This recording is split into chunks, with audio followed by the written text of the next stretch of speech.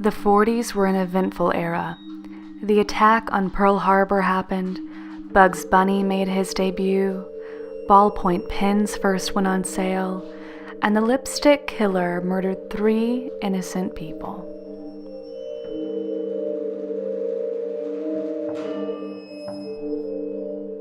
On June 5, 1945, Josephine Ross was found in her apartment in Chicago.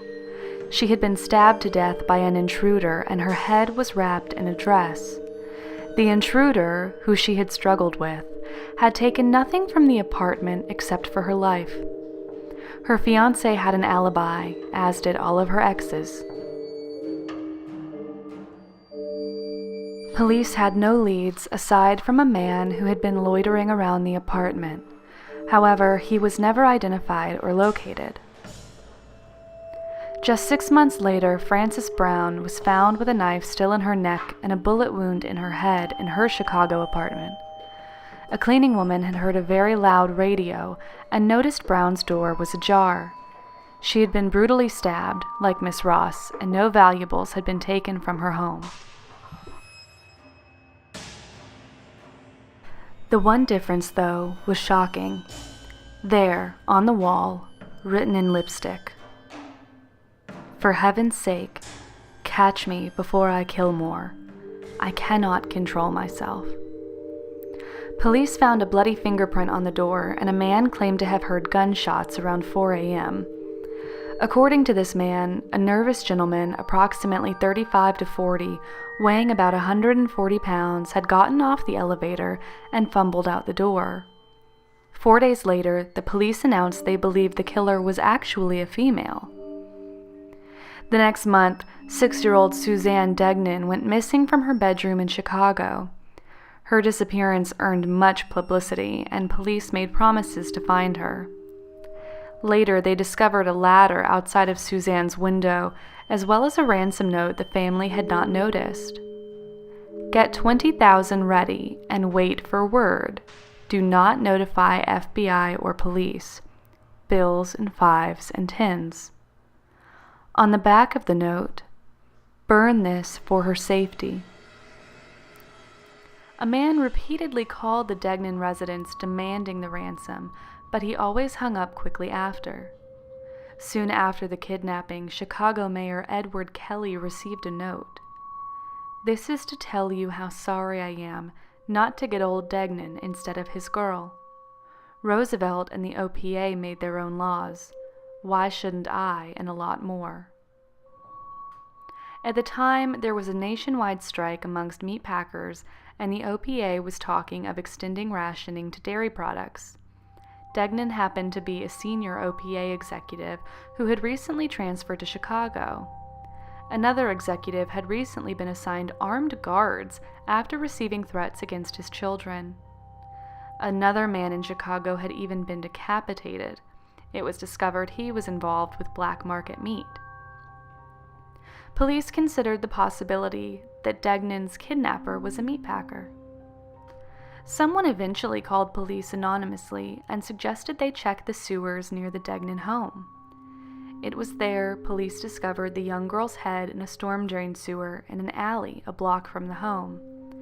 They found her right leg in a catch basin, her torso in a storm drain, and her left leg in a drain in a different alley, each progressively further from the home the girl was taken.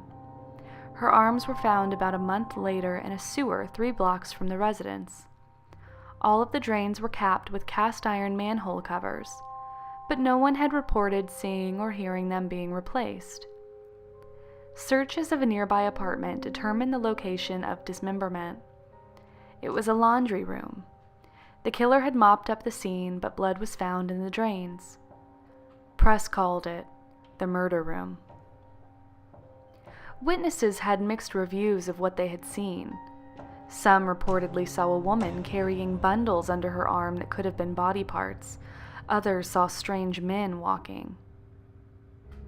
Finally, police arrested 65-year-old Hector Verberg, a janitor in Degnan's building. Police told the press they were confident he was the killer, despite discrepancies between his profile and the theories police had developed regarding the actual killer's skills. These skills included surgical knowledge, or at least a work history of being a butcher, neither of which the janitor had. Desperate for a confession, police said the ransom note was dirty, like a janitor's hand. They even tried to get his wife to implicate him. They held the man for 48 hours and beat him so severely his shoulder dislocated. He continued to deny any involvement in the murders. He received a union lawyer and released this statement. "Oh, they hanged me up. They blindfolded me. I can't put up my arms, they are sore. They had handcuffs on me for hours and hours. They threw me in the cell and blindfolded me. They handcuffed my hands behind my back and pulled me up on bars until my toes touched the floor. I no eat, I go to the hospital. Oh, I am so sick. Any more, and I would have confessed to anything." Verburg spent 10 days in the hospital. Later, it was determined he had such a poor understanding of the written English language that he would not have been able to understand what the ransom note meant had he written it. Multiple false leads were arrested and falsely accused, including a Marine who had served in World War II. Eventually, a teenage boy even falsely admitted that a local teen had killed Suzanne. Newspapers declared the case solved. A year later, though, the press was starting to be more critical as to how the police were handling the investigation. Richard Russell Thomas, a nurse in Chicago, imprisoned for molesting his daughter, admitted to killing Suzanne after a handwriting expert said it had to be him. However, a college student was a new person of interest, and Thomas quickly recanted his confession.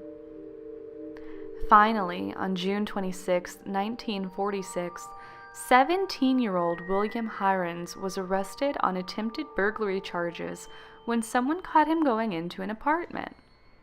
As he fled, he was pursued by a janitor and stopped.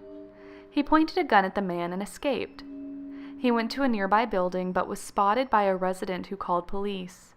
He was trapped by police quickly and pointed his revolver at one of them. Some reports claim he actually fired the weapon, but it misfired. In the end, though, he was actually knocked unconscious by an off-duty cop who dropped 3 clay flower pots on Hirons' head from the top of the stairs. He was interrogated for 6 days, beaten by police, and not allowed to eat or drink. He could not talk to his lawyer or his parents. 2 psychiatrists, without a warrant, drugged Hirons and questioned him. He spoke of George, an alter personality who had actually committed the murders.